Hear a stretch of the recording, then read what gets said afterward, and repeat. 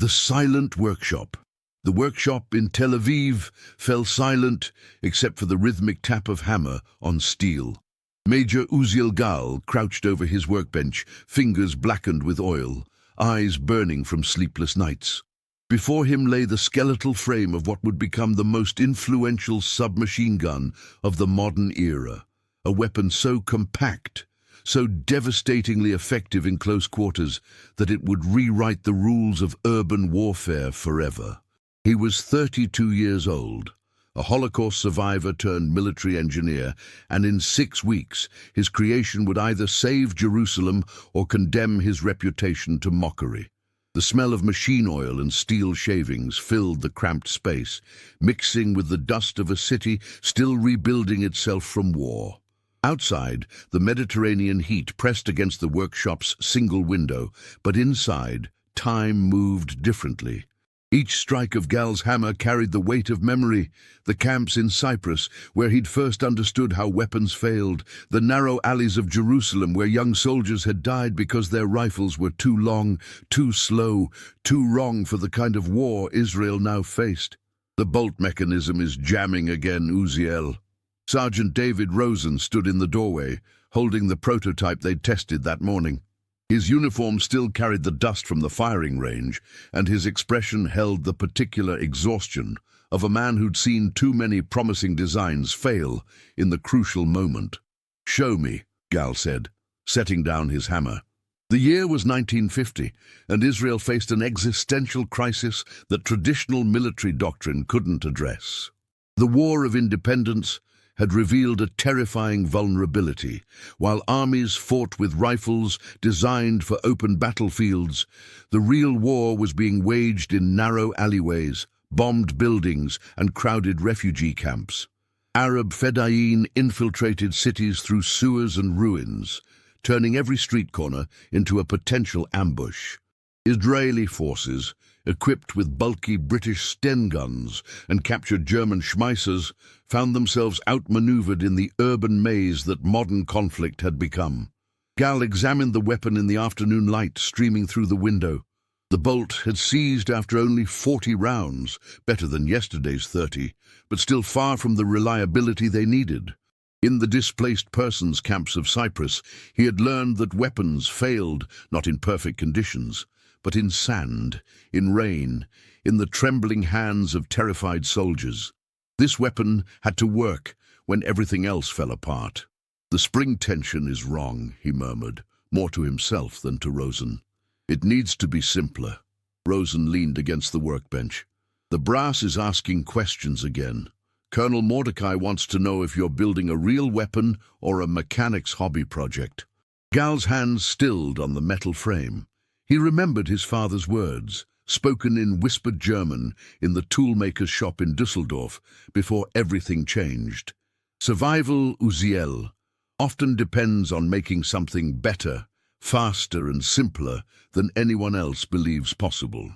His father had died in Dachau, but those words had crossed the Mediterranean, had followed him through the camps, had guided his hands as he repaired British vehicles with whatever parts he could find. "They want it to look like a rifle," Gal said quietly. "They want it to feel like a rifle and command respect like a rifle. And what do you want it to be?" Gal picked up a crumpled photograph from his workbench, Jerusalem's old city, taken 2 years ago during the siege. The narrow streets were barely wider than a man's outstretched arms.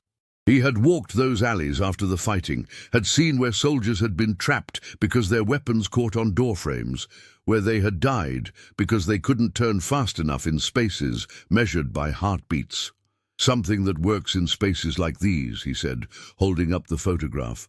"Something that feels like an extension of the body, not a burden to be carried."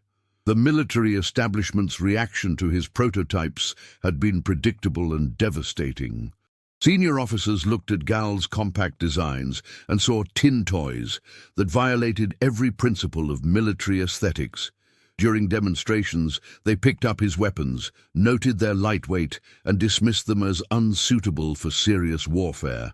They could not conceive that salvation might come from a device weighing less than 8 pounds fully loaded. But Gal understood urban warfare in ways that academy-trained officers could not.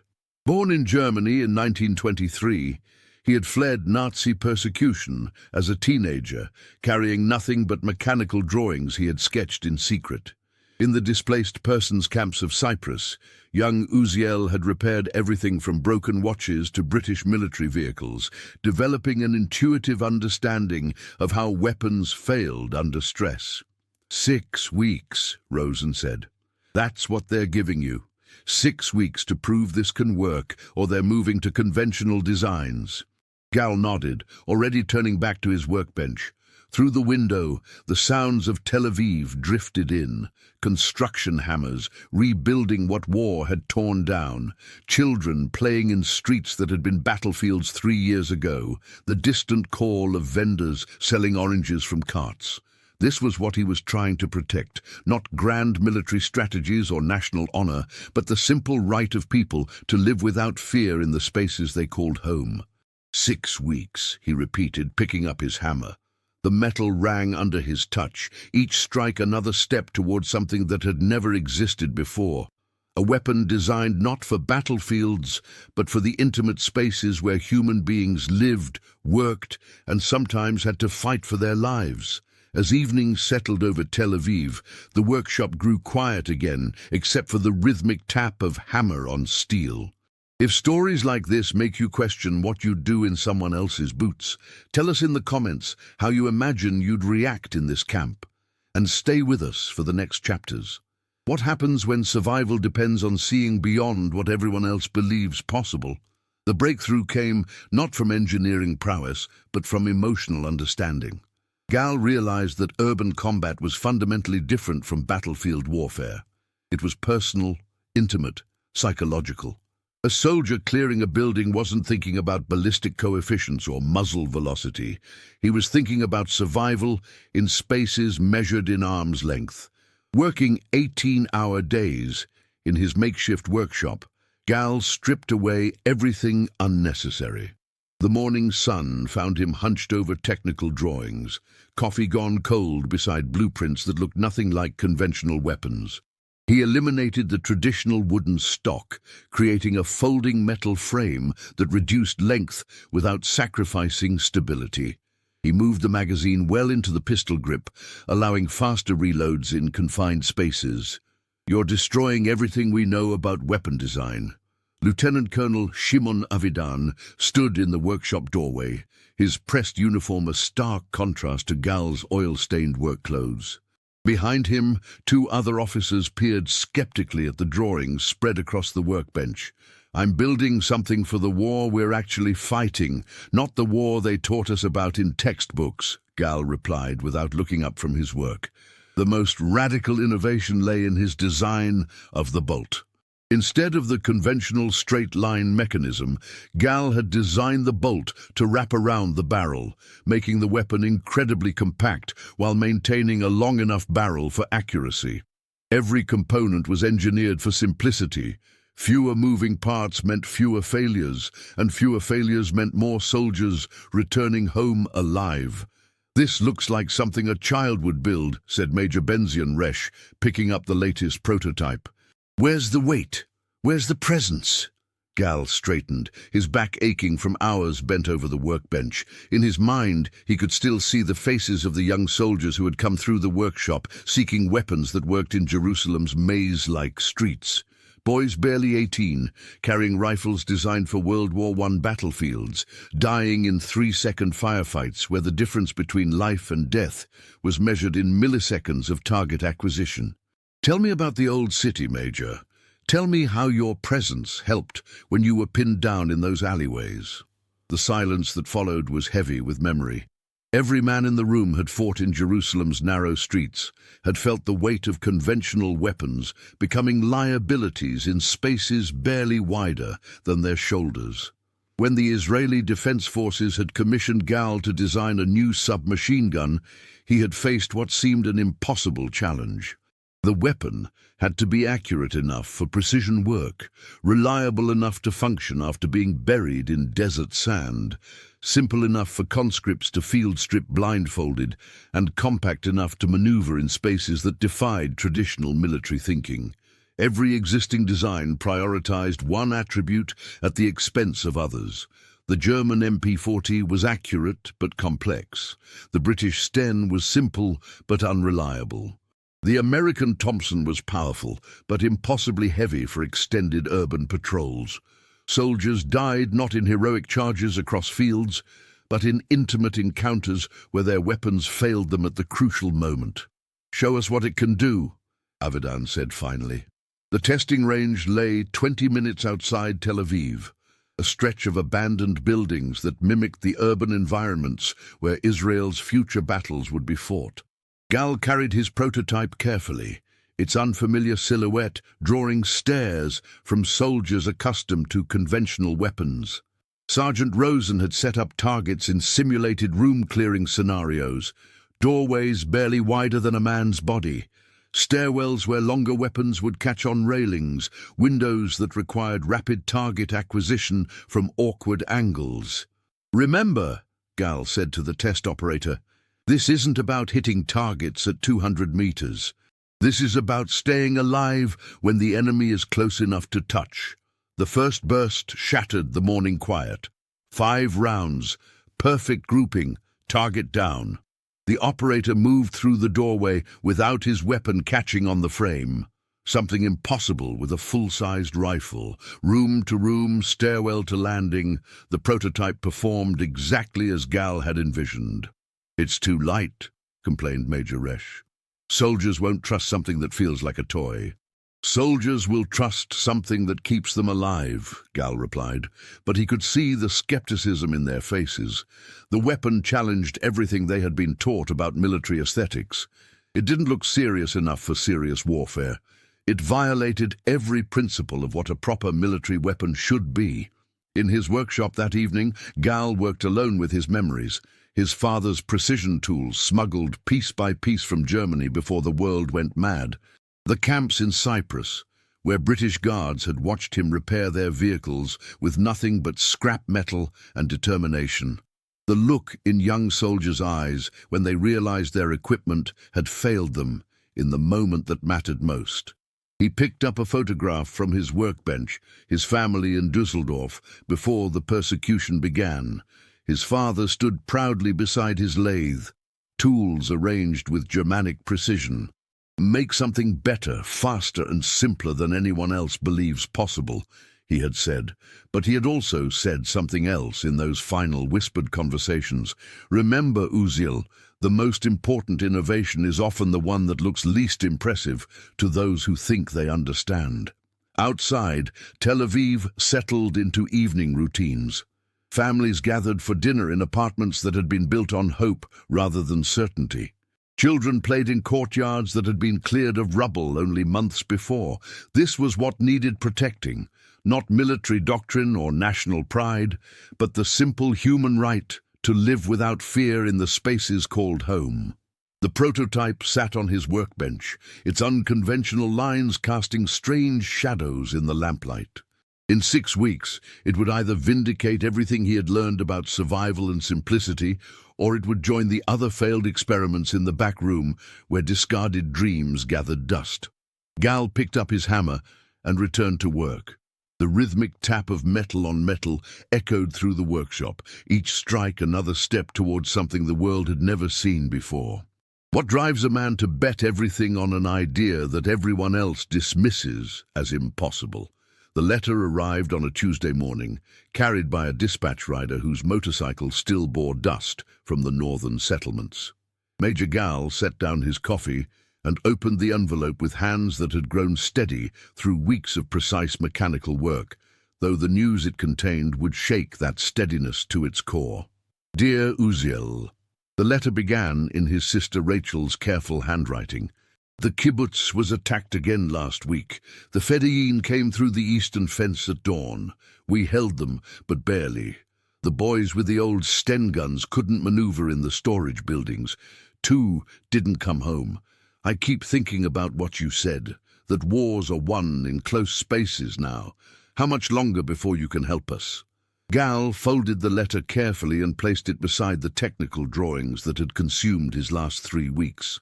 Outside, Tel Aviv hummed with the energy of a nation building itself from ruins and hope, but inside the workshop, the weight of unfulfilled promises pressed down like the Mediterranean heat. Sergeant Rosen appeared in the doorway, holding the latest prototype. The firing pin is wearing prematurely again. We're getting maybe 300 rounds before failure.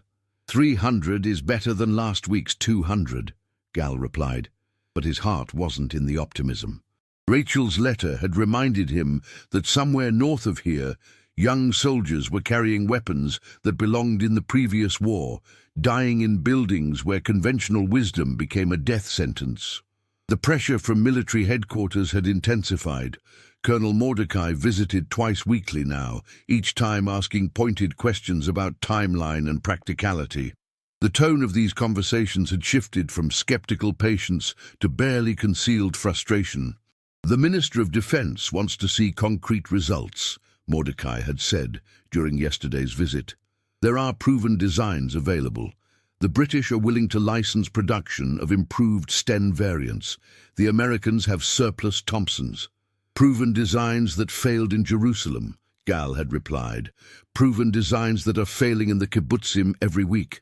But he understood the pressure. Israel couldn't afford to bet its survival on untested innovations, especially ones that challenged fundamental assumptions about what a military weapon should be.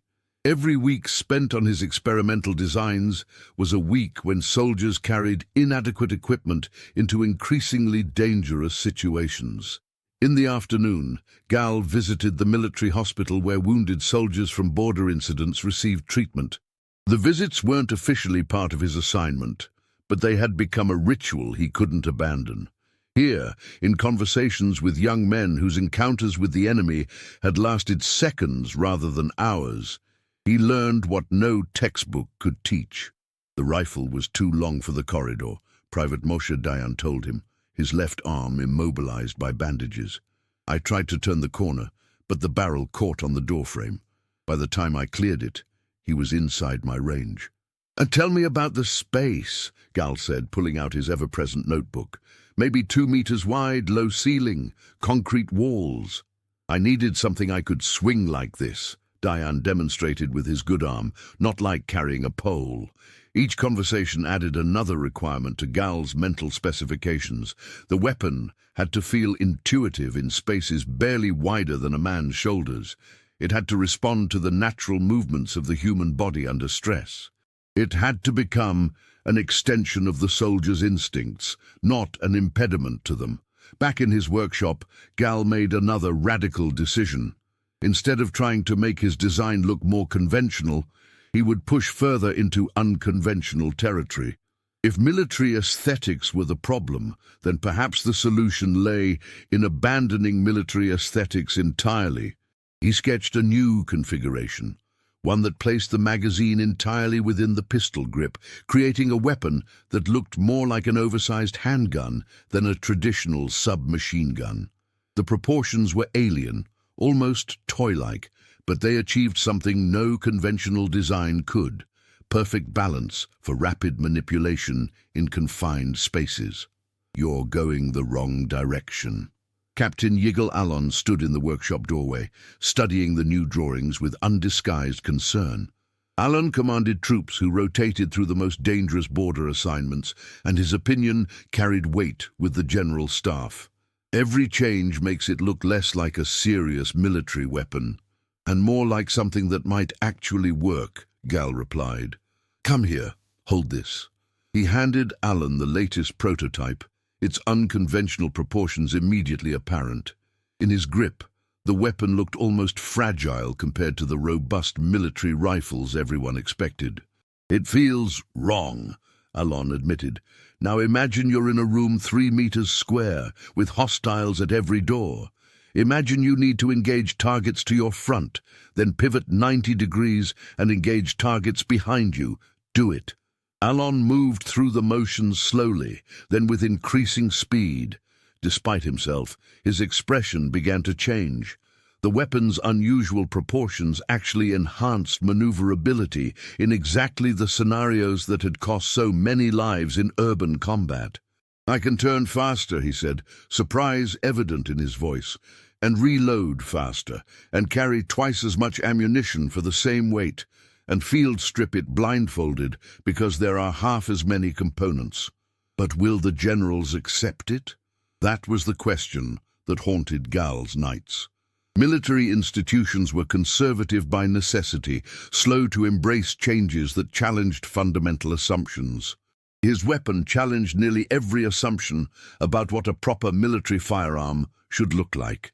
In 3 weeks, he would present his final design to a review board that included the highest levels of military leadership.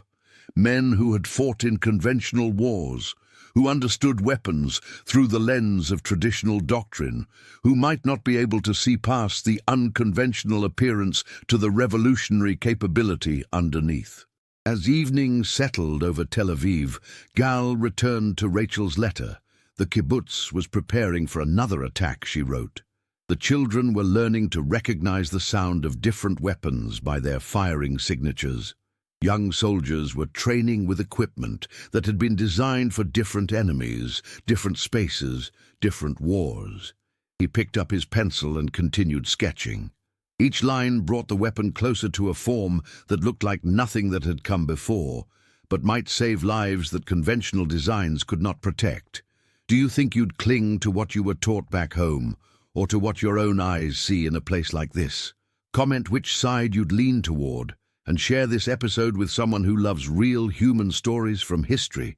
Can a weapon designed for survival ever look like what people expect from tradition?" Dr.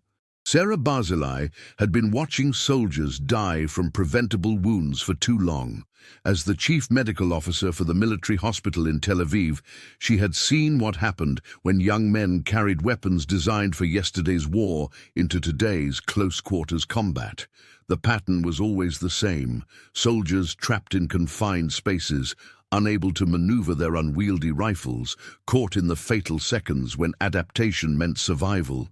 When Major Gal appeared in her office that Thursday morning, she recognized the exhaustion in his eyes, the particular weariness of someone carrying responsibility for lives he might never meet. "I need to understand the wounds," he said without preamble. "Not the medical details, but the tactical situations that create them." She led him through the ward, where soldiers recovered from border incidents. Private after private told variations of the same story: weapons that caught on doorframes, rifles too long for stairwells, firing mechanisms that jammed at crucial moments because they were too complex for battlefield conditions. "The common factor isn't enemy superiority," she explained as they walked between beds. "It's our equipment failing to match the reality of urban warfare." Gal made notes in his ever-present notebook, sketching scenarios that confirmed his most radical design decisions. Each conversation reinforced his conviction that salvation lay not in making weapons more conventional, but in making them more human. Meanwhile, pressure from military leadership had reached a crescendo. Colonel Mordecai arrived at the workshop with General Yigael Yadin himself, the chief of staff whose opinion would determine whether Gal's work continued or ended. "Show me what 6 weeks of experimentation has produced," Yadin said. The prototype that Gal placed on the workbench looked like nothing the general had ever seen. Where conventional submachine guns projected military authority through bulk and traditional proportions, this weapon achieved authority through pure functionality. The magazine integrated into the pistol grip, the bolt wrapped around the barrel, the stock folded to reduce length without sacrificing accuracy. "It weighs 7 pounds, 4 ounces fully loaded," Gal explained. "A soldier can carry 120 rounds for the same weight as 60 rounds with a Thompson. The mechanism has 30% fewer moving parts than a Sten gun and can be field-stripped in darkness by anyone who's done it twice." Yadin picked up the weapon with the careful attention of someone whose decisions affected thousands of lives. His expression revealed nothing as he tested its balance, examined its proportions, worked its action. It doesn't look like a military weapon. No, sir. It looks like something designed to win the kind of fights we're actually having. The demonstration that followed took place in a mock-up of urban combat scenarios. Gal had persuaded the engineers to construct building interiors that matched the dimensions of Jerusalem's old city, the kibbutz storage buildings where recent attacks had occurred, the narrow corridors where conventional doctrine failed. Sergeant Rosen served as the test operator, moving through the scenarios with practiced efficiency. The difference was immediately apparent. Doors that would catch a full-size rifle posed no obstacle, stairwells became tactical advantages rather than trap zones, and target engagement happened with a speed that conventional weapons couldn't match. Impressive, Yadin admitted. But will soldiers trust it? Will soldiers trust something that keeps them alive? Gal asked. Or will they prefer something that looks impressive while they're dying? The question hung in the workshop air like the smell of machine oil and innovation. Around them, the tools and drawings represented months of work that challenged everything the military establishment understood about weapons design. Dr. Barzilai appeared in the workshop doorway, still wearing her white coat from the hospital. She had never visited Gal's workspace before, but the conversation that morning had convinced her that medical advocacy required understanding the solutions being developed. General Yadin, she said with quiet authority, I've treated 47 soldiers wounded in urban combat this year. 31 of those wounds occurred because conventional weapons failed to perform in confined spaces. How many more young men die before we acknowledge that the problem isn't enemy superiority, but our refusal to adapt? Her words carried the weight of professional authority and personal grief. In her voice, Yadin could hear the frustration of someone who had watched preventable tragedies repeat themselves because institutional thinking couldn't evolve fast enough to match tactical reality. That evening, as Tel Aviv settled into its routines of reconstruction and hope, Gal worked alone in his workshop. The general's visit had gone better than expected, but final approval still lay weeks away. In the meantime, soldiers carried inadequate equipment into increasingly dangerous situations. A knock at the workshop door interrupted his thoughts. Private Moshe Dayan stood outside, his arm still in a sling from the corridor incident weeks earlier. I heard about the new weapon, he said. The one you're building for places like where I got hurt. Gal invited him inside, showed him the prototype, explained how each design decision addressed specific problems that conventional weapons couldn't solve. Can I try it? Dayan asked. In the workshop's confined space, Dayan moved through the motions his injury had made impossible weeks before. The weapon's proportions allowed maneuvers that would have been suicide with a conventional rifle. For the first time since his wounding, the young soldier moved with confidence rather than compensation. This could have saved my partner, he said quietly. It might save someone else's, Gal replied.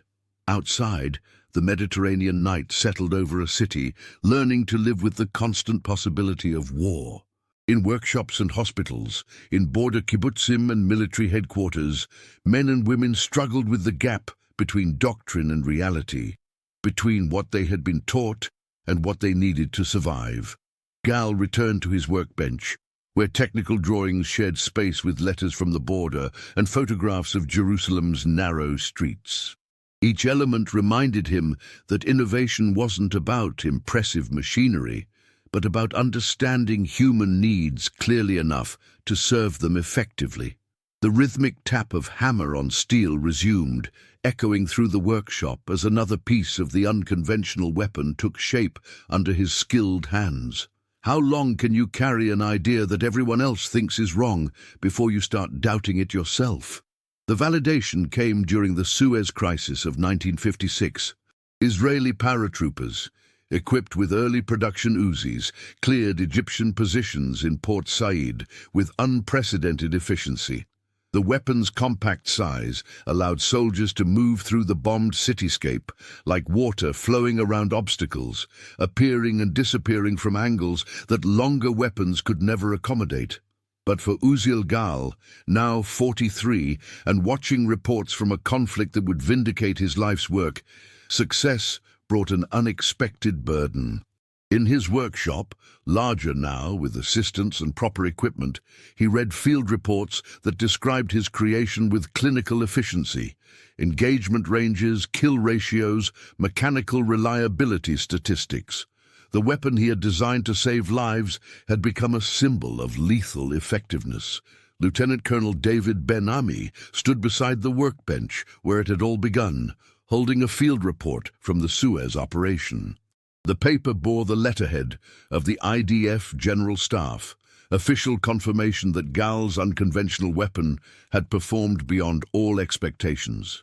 0 mechanical failures in over 10,000 rounds fired, Ben-Ami read.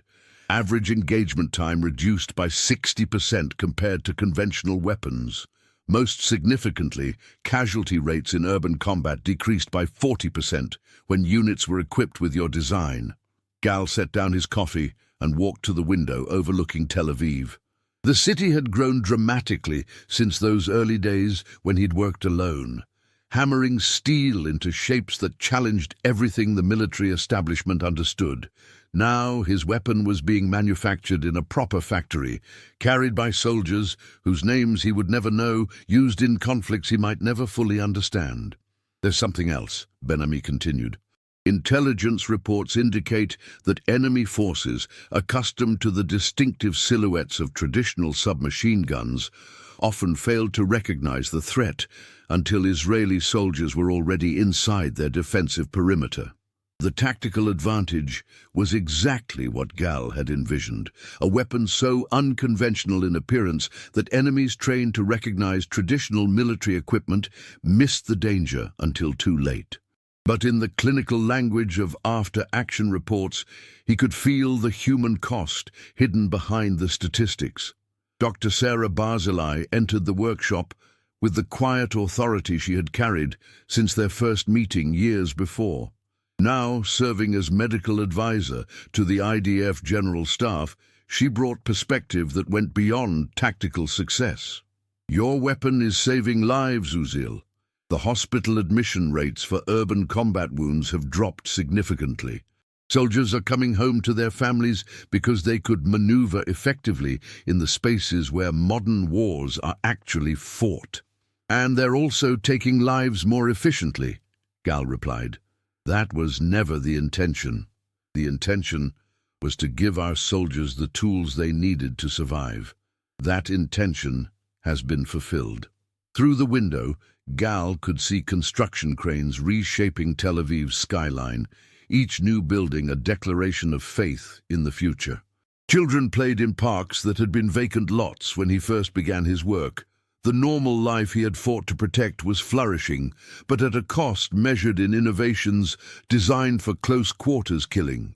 The secret that haunted him was simpler than battlefield statistics or tactical advantages. In designing a weapon specifically for urban warfare, he had created something that excelled not just at protection, but at the intimate violence that occurred when human beings fought in the spaces where they lived. Every feature that made the weapon effective for defense also made it devastating for offense. A knock at the workshop door interrupted his brooding. Sergeant Moshe Dayan entered, no longer the wounded private who had struggled with conventional weapons, but now a seasoned officer whose experience spanned the evolution from prototype to proven system. I wanted to thank you personally, Dayan said. My unit has been using your weapon for 2 years now. Last month we cleared a building complex that would have been impossible with conventional rifles. Everyone came home. And the enemy soldiers in that building? Dayan's expression grew serious. They didn't come home. But that's not on you, Major. That's on the circumstances that required us to be there at all. But Gal knew the mathematics were more complex than tactical necessity. His weapon had proliferated beyond Israel's borders, appearing in conflicts he had never imagined, carried by soldiers whose causes he might not support. The compact submachine gun, designed to protect his newly reborn homeland, had become a symbol of efficiency and lethality that transcended national boundaries. In the evening quiet of his workshop, Gal opened a folder he rarely examined, intelligence reports tracking the global spread of his design. Military forces worldwide were studying the tactical principles that made urban warfare suddenly favor the side with more maneuverable weapons. Training manuals were being rewritten to emphasize close-quarters marksmanship over long-range accuracy. Within months, military doctrine had undergone a quiet revolution. Urban warfare evolved from a necessary evil into a specialized discipline. By the 1960s, armies worldwide were redesigning their small unit tactics around the principle that in modern warfare, the ability to fight effectively in confined spaces had become more valuable than the ability to engage targets at distance. The weapon he had created to save Israeli soldiers in Jerusalem's alleys was reshaping how humans fought in the intimate spaces where they lived, worked, and raised their families. Every tactical advantage he had engineered for protection was being studied, copied, and refined for conflicts he had never envisioned. As darkness settled over Tel Aviv, Gal worked alone with his thoughts and his tools. The rhythmic tap of hammer on steel that had marked the beginning of his innovation now served a different purpose, not creation, but contemplation. Each strike against the workbench surface echoed the moral complexity of turning survival instincts into systematic violence. He rarely spoke publicly about his invention, preferring to let others debate its impact on military history. But in the solitude of his workshop, where steel shavings caught the lamplight like fragments of broken certainties, he wrestled with the knowledge that innovation carried consequences beyond the inventor's intentions. The photograph of Jerusalem's narrow streets still sat on his workbench, edges worn from handling. Beside it lay letters from soldiers whose lives had been saved, and newspaper clippings describing conflicts where his weapon had changed the balance of urban warfare. Both testimonies were true, and both carried weights he would carry for the rest of his life. What do you do when your life's work saves the people you love, but reshapes violence itself? For Uziel Gal, success brought an unexpected burden he would carry for decades. In his later years, living quietly in a suburb of Tel Aviv, where orange trees still grew between apartment buildings, he reflected that the Uzi's true legacy wasn't technological, but conceptual. It proved that innovation often comes from those who understand suffering rather than those who study it academically. The workshop was long gone, replaced by a proper manufacturing facility that produced thousands of weapons annually. But in Gal's modest study, surrounded by books on engineering and philosophy, the original prototype sat on a simple wooden shelf. The metal had acquired a patina of age, but its revolutionary proportions remained as shocking as they had been that first day when Colonel Mordecai had dismissed it as a tin toy. "Do you ever regret it?" asked Dr. Sarah Barzilai during one of their periodic conversations. She was retired now from military medicine, but remained one of the few people who understood the moral complexity of his achievement. "Every day," Gal replied, "and never." The contradiction was precise. He had watched his creation proliferate across the globe, appearing in conflicts he had never imagined, carried by soldiers whose causes he might not support. Liberation movements and oppressive regimes alike had adopted his design. Guerrilla fighters and elite military units carried weapons that owed their effectiveness to principles he had discovered in the narrow alleys of Jerusalem. By the 1970s, the weapon known worldwide as the Uzi had become synonymous with urban warfare itself. Military tacticians studied its impact on close-quarters combat doctrine. Police forces adapted their training to account for threats that could appear and disappear with unprecedented speed. The intimate spaces of human habitation, apartment buildings, shopping centers, schools, had become potential battlefields where traditional military thinking offered no advantages. "The most effective weapons aren't always the most powerful," he told a rare interviewer from a military journal. "Sometimes they're simply the most human, designed by someone who understood that in the crucible of combat, Survival belongs to those who can adapt fastest to the space they're given. But the human cost of his adaptation haunted him. Intelligence reports crossed his desk periodically, describing conflicts where his innovation had tilted the balance of urban warfare. Children learned to recognize the distinctive sound of his weapon. Architects began designing buildings with security features intended to neutralize the tactical advantages he had engineered. The letters from soldiers continued throughout the decades. Young men wrote to thank him for equipment that had saved their lives in Lebanon, in Gaza, in conflicts that arose long after his original problem had been solved. Each letter reminded him that his success was measured in people who came home to their families. "You gave us a fighting chance in places where fighting chances didn't exist before," wrote Captain Amos Gilead from a border posting in 1973. "My father carried a Sting gun in Jerusalem during the Independence War. I carry your weapon in the same alleys today, and I come home every night." But other letters haunted him more.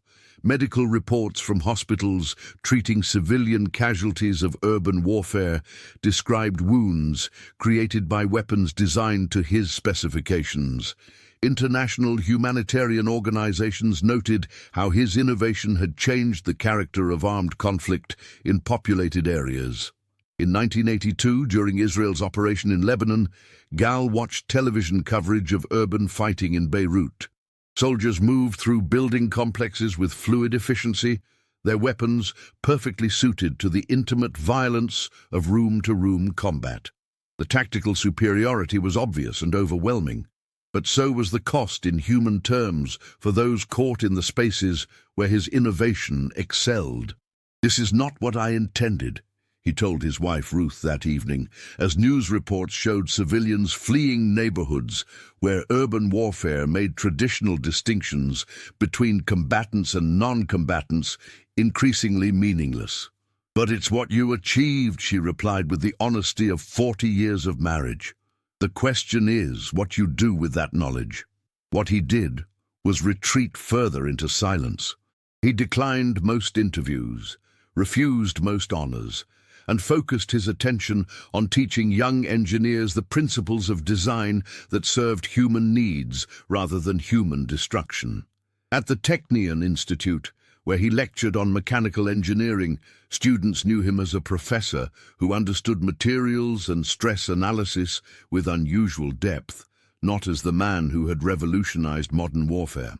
But occasionally, in advanced seminars on innovation and responsibility, he would speak about the moral weight of creation.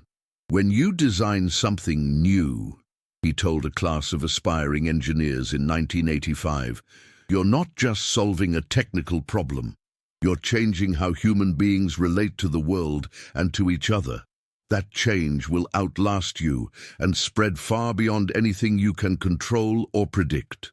The students listened with the respectful attention due a distinguished professor, not realizing they were hearing confessions from someone who had learned the hardest lesson of innovation, that success could be more difficult to live with than failure.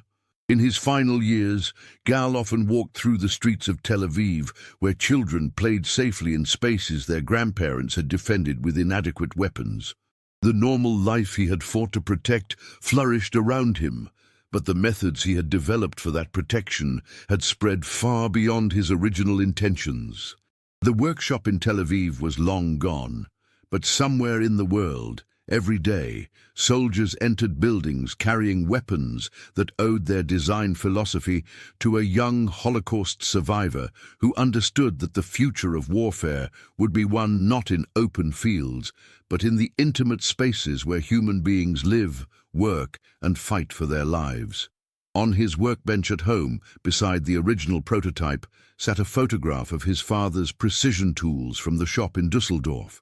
"Make something better, faster, and simpler than anyone else believes possible," his father had said. He had followed that advice with single-minded dedication and had discovered that the most successful innovations carry consequences their creators never imagined. The rhythmic tap of hammer on steel had long since faded from the world, replaced by the industrial hum of mass production and the global echo of tactical advantages spreading through conflicts he had never envisioned. But the lesson remained, written in metal and memory, that survival often depends on seeing beyond what everyone else accepts as necessary, and that the hardest burden of innovation is living with the world you change.